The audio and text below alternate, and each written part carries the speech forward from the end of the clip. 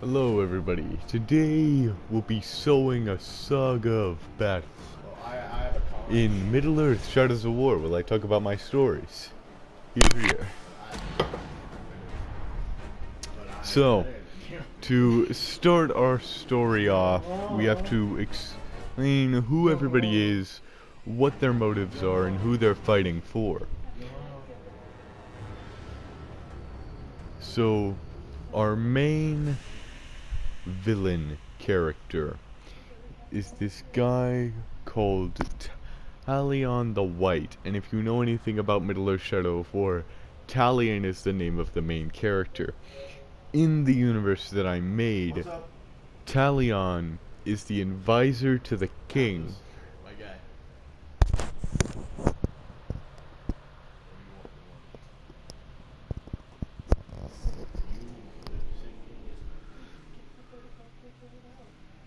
What can we have?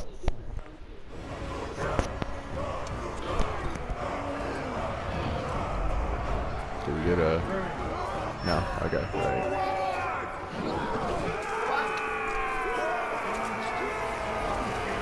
So,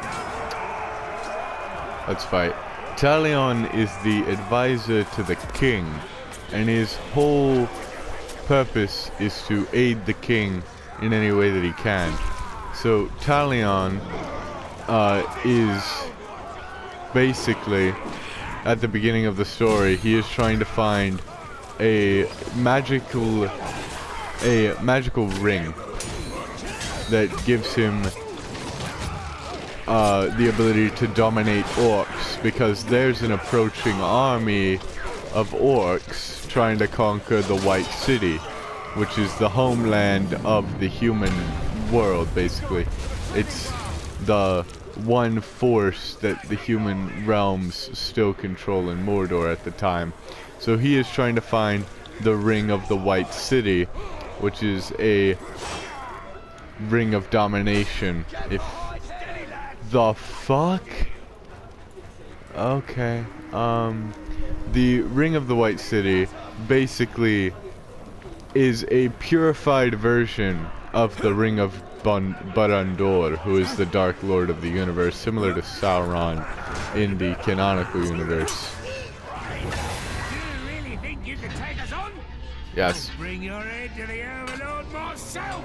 What's your weaknesses, boy? Muzu. Well, shoot. If you would not mind. Clark. Okay. Any other building tonight? Not you. Clark. Okay. Well, Talion is searching for this ring. Inside a secret tomb under the city, they have the Ring of Barad-dûr, because they're trying to keep that away from the all-seeing eye, which is a basically tower of fire that consumes the souls of the damned. Once the all-seeing eye is reconnected with the soul of Barad-dûr, nothing will stop Mordor's advances, basically, is the whole premise for the story with the ring. So Talion is trying to find a way to basically prevent this catastrophe from happening, and the way he does this is by trying to find a way to access a ring that is only meant to be used in the most dire of circumstances, and nobody really knows where it is because it went missing like over a century ago. So rise.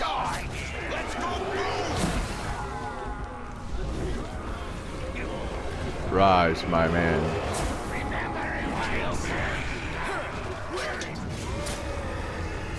Let me shame you.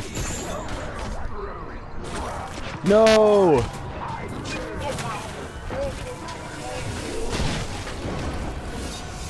Well, he's definitely dead. He got smithereenied.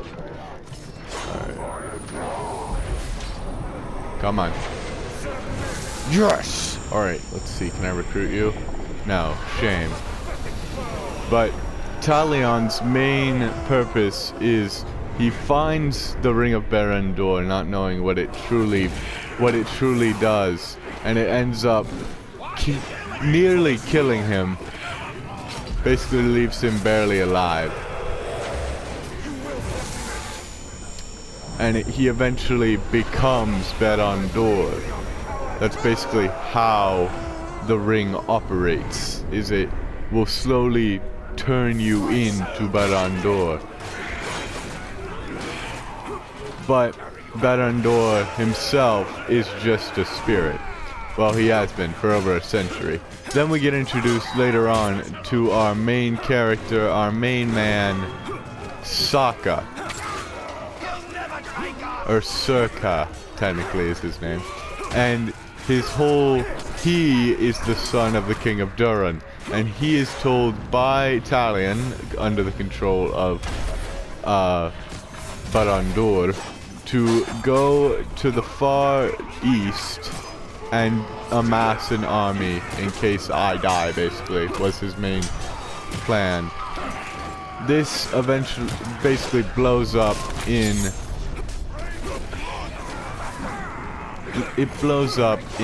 Talion's face as Circa eventually finds the One Ring in this eastern kingdom inside of its stronghold, and he eventually amasses an army of orcs, and then later learns of his father's death by the hands of Talion because he's trying to control the realms for Barandor, who he technically is. It's very confusing when you actually think about it. But Talion is seen by the people outside of the realm as a protector, as a guardian. Give me that grog. As a protector, as a guardian, as a defender of men. So he, by the people of the White City, is seen as a hero, although he is actually the Dark Lord in disguise. So it's just a lot for Circa to eventually learn about. He learns about this shortly after his father's passing, and he's distraught because Talion was basically his only friend, and it leaves him with very little to come home to. He has basically nothing left to keep in the White City. He's lost his father, he lost his mother when he was born, and he lost Talion because he's under the control of a warlord. So everything he cares about has basically been erased. So it makes him become a lot more reckless to basically get back home so he can become king like he's meant to be. I will see your commands through. Thank you.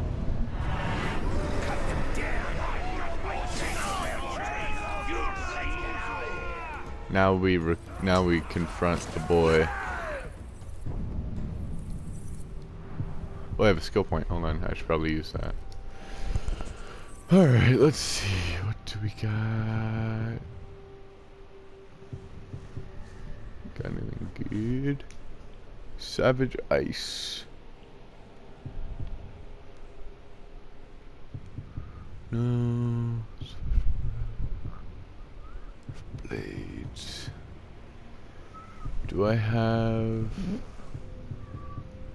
Shadow Dominate yet?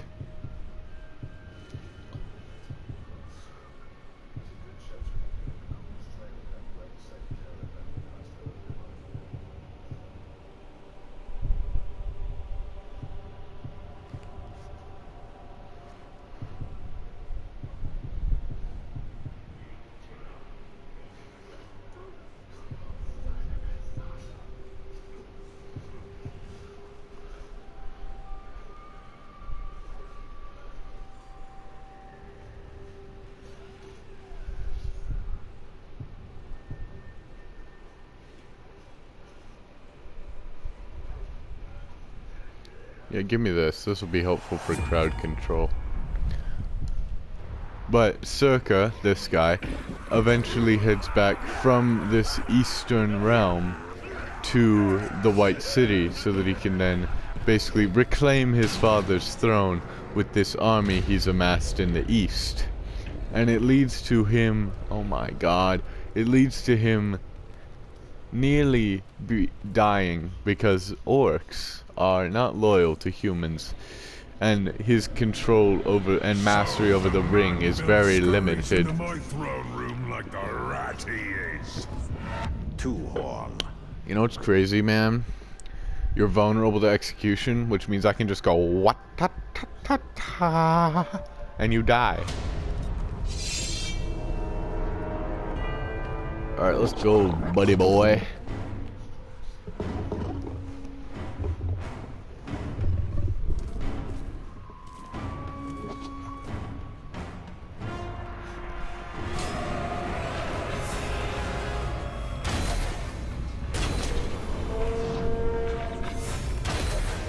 I will reclaim the throne of my father, and my father's father, and my father's father's father's father's father.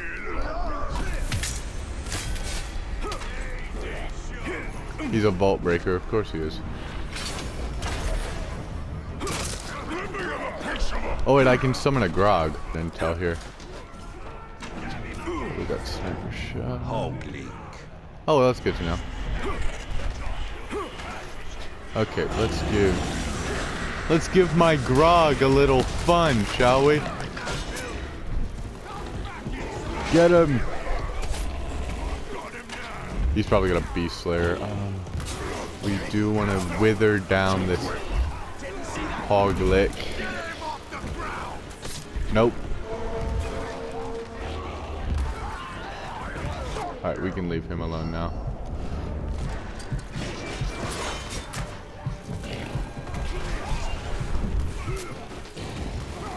Why are you not taking any damage? Oh wait, you're probably beast proof. Based on your namesake, you're probably beast proof. Gosh. I need elf shot. I also need focus, so we're just gonna...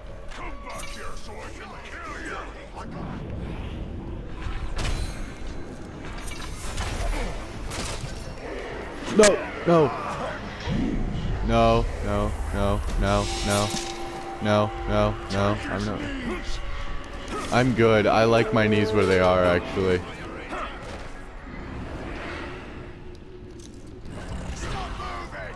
I like my knees where they are, thank you.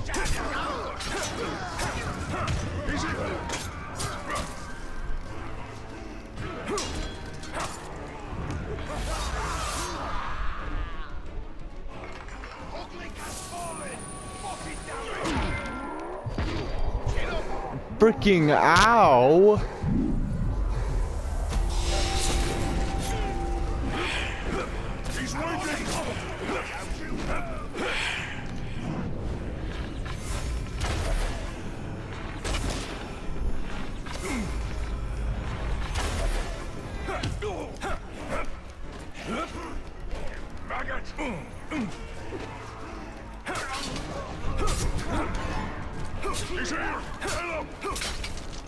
Shit, my leg.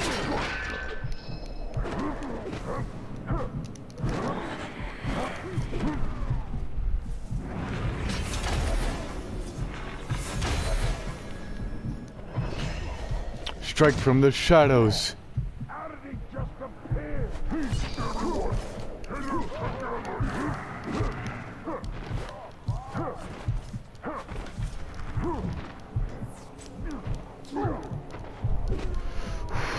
Come on. Come on. Come on. I just want to talk to him.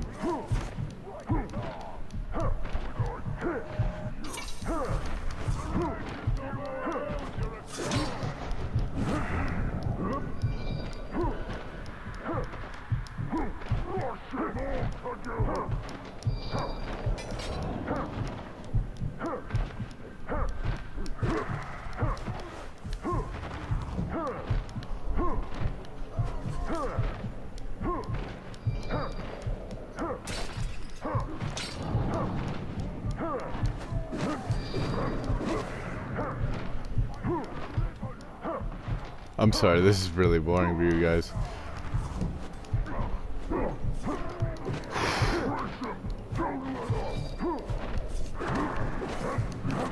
Let me try to figure this out. No! I'm dead. I'm cooked. It's over. It's over. Ah, damn it. Okay. So, basically,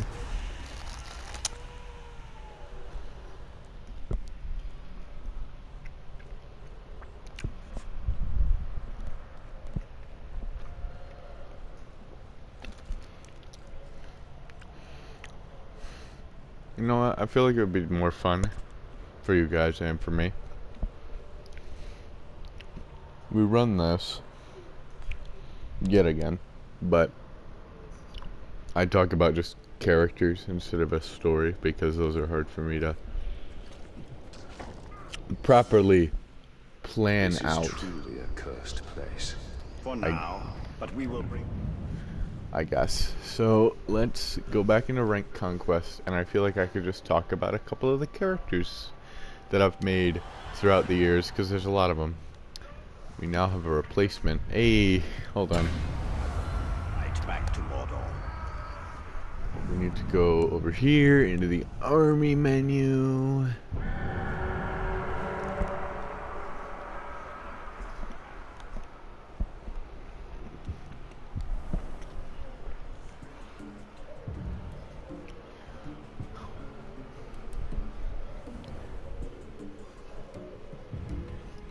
We then garrison one of our slightly weaker guys, because I'm pretty sure if they're over my level, they will betray me. So I think I'm level 35. Yeah, I'm level 35-ish. Details. Yeah, no. Because he would not be very good. Because I use Grogs a lot, if you guys haven't seen.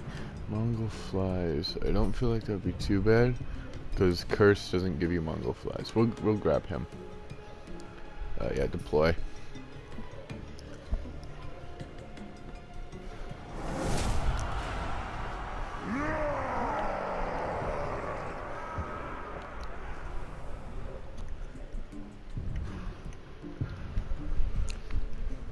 And we'll just leave it at that for now.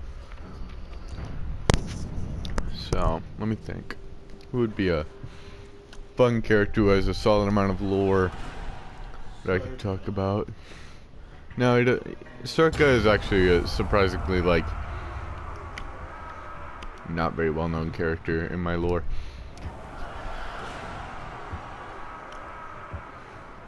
I could probably talk about the lore for Nurin. Get everybody up to speed on how that's been going. So basically, in my storyline from a very long time ago, if you guys were there for back in the day, I made a storyline called The Tales of Nurin, and it was a series of short form videos where I just talk about the lore of the universe and that sort of thing. And that has now gone through its like 4th or 5th iteration, and we have new lore and a few new characters. So we of course have the original gods. So you had Surt, the goddess of magic, and basically the creator of the elves. You have Terra, the god of blacksmithing and like basically craftsmanship, and he's the creator of the dwarves. Duh. And then you have Nurin, the creator of the humans, and that's basically, and he also is trying to be the next creator god, but he's also not a good guy. So then you of course have Korvac, the creator, who we know very little about, because I'm trying to keep him very, very vague with who he's supposed to be, because I feel like it'll be a lot more, I want him to be a mysterious character. And then we have Morgoth, aka the Void, aka the birthplace of demons. So basically what happened is Morgoth is a... Oh. Not who I'm meaning to attack.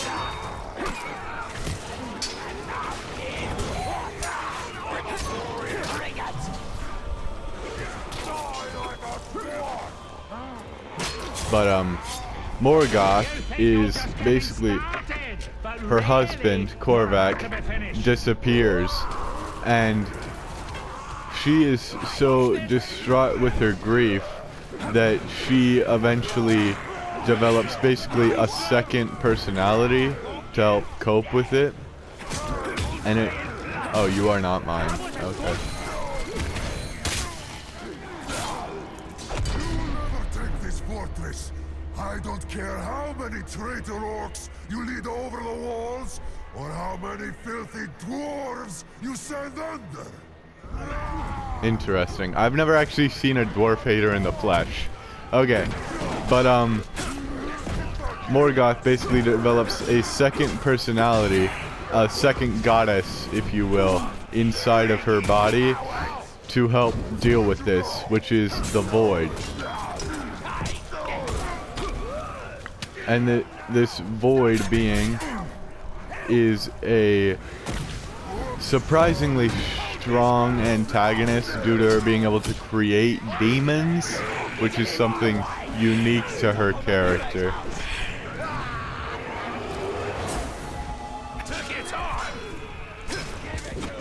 Something unique to her that only she really does is that she creates.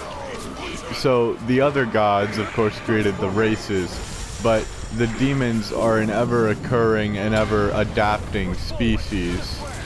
However, most of the dwarves, the elves, the humans haven't really changed the formula, if you catch my drift, for those races.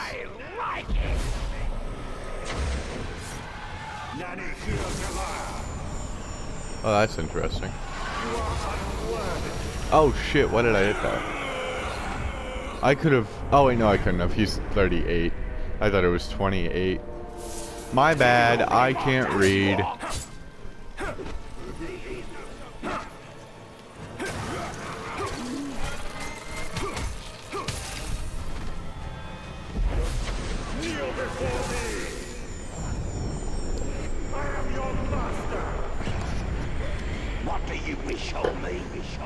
But Morgoth creates the second personality, which then creates the demons. So then you have the main, the main humans you need to know about are, first off, of course, you have Impedor, who is the king of the most prominent king of the Imperium. I will talk about the other ones as well, most likely. But you had Impedor, who was the first king, technically, to be created in my lore. But he was not the actual first king. That is King Lazarus the First, who is a very strange character, I'd say. So basically, Lazarus the First is trying to create a allyship similar to how Impedor does in his storyline, where he creates allyship between all the human kingdoms. But his great-grandfather sadly fails in this effort due to him, first off, trying to ally himself with all the human kingdoms during a war-torn era of history where the gods are basically fighting against each other and everyone is out for themselves. So when they do accept, put quotes around that, they do accept Lazarus as their king, because they all basically fight under his banner if they accept the treaty. But of course there had to be a traitor amongst them, because what's the good in peace? So basically there is a traitor who bears a Nordic blade, who murders Lazarus the First. It's time to stop it. Just stop it. You have to stop it. And then Lazarus the Second inherits the throne and becomes the king of the Imperium. And his whole mantra is to basically avenge his father. He wants to make sure that his people are safe, even if that means enacting war against those who try to harm his people. So overall, the two kings of the Imperium before Impedor were good people overall. They weren't exactly in the right headspace, I'd say, to, especially when they were kings. I definitely feel like they would have been better in a different space. Only one more chief remains.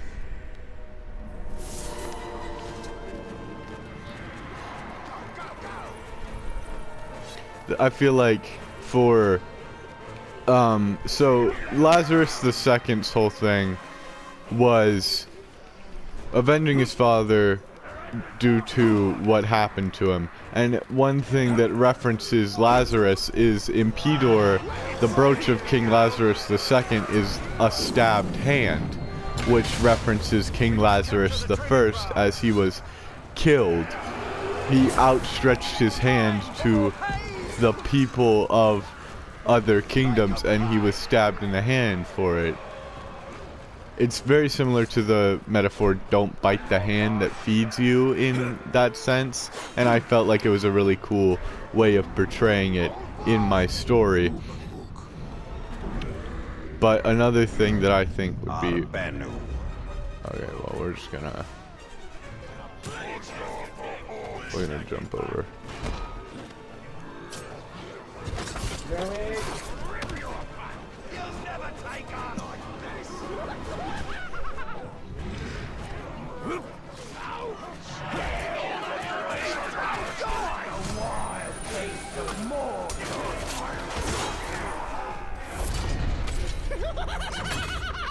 Oh damn, you are the deranged.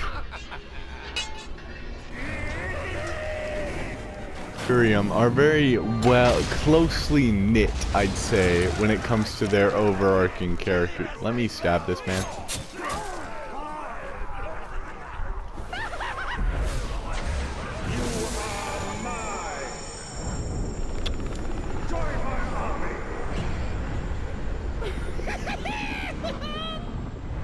But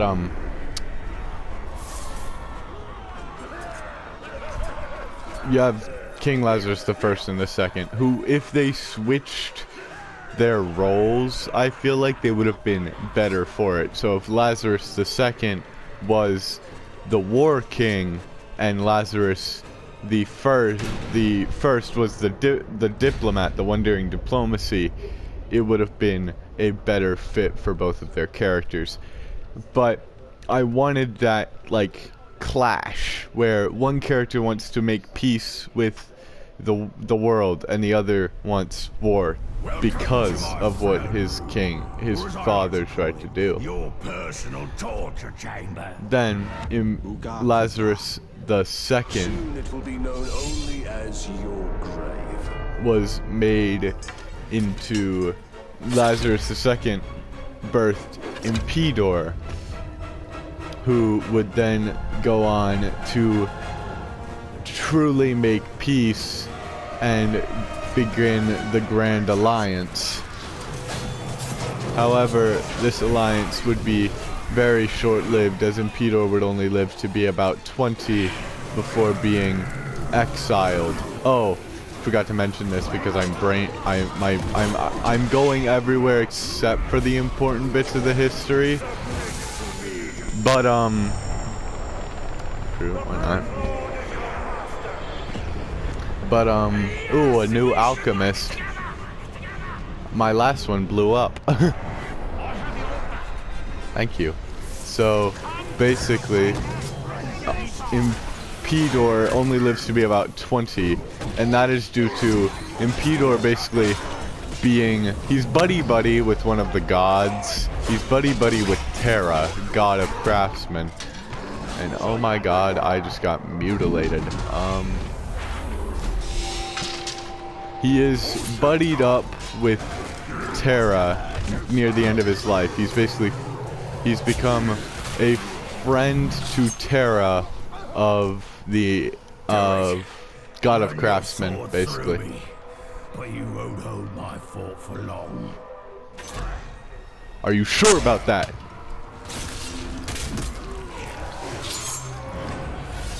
May thou flesh be cleaved, Nightbringer.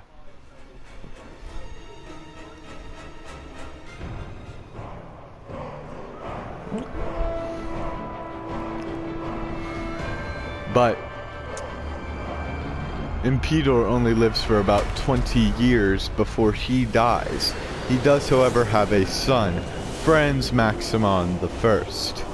He is a war king, similar to his grandfather, and he believes his personal belief system never really aligned with that of his father, which was the Imperium is a utopia, father. You do not need to keep defending it. We need to expand our imperial gift, basically, because Imperium has been naturally gifted by Nurin, as the Imperial Kingdom was the first to be created by Nurin.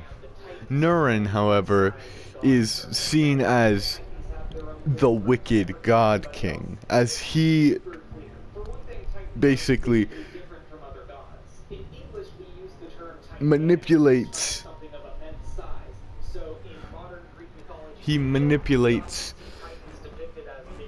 multiple of his fellow gods. He's basically my universe's Loki, but he also created humanity.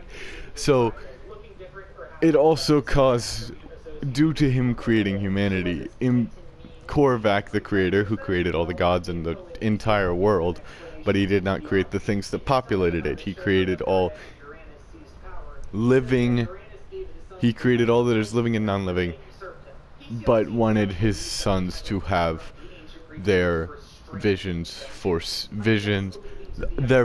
be created, basically. His sons and daughters, he wanted their vision to join in his vision to create a true world. Now, as Nurin grew in age, he became wicked, and as gods grow wicked, their creations grow wicked. And this begins with him it begins with Franz Maximon. And he is a war king, of course, like his grandfather, and he conquests far further than his grandfather did. His grandfather maybe conquested 2, maybe 3 islands. He conquested the Isle of the Giants. He conquested the Demon Islands, which are not really weird thing. The demons are a human faction. The Archfiends are the actual demons. I forgot to mention that. But he conquested the Isle of the Demons, which was originally controlled by the elves. Anyway, I am probably running out of time for this video. So, thank you for watching all the way through. And if you have any ideas on what you guys want me to do for future videos, leave a comment down below.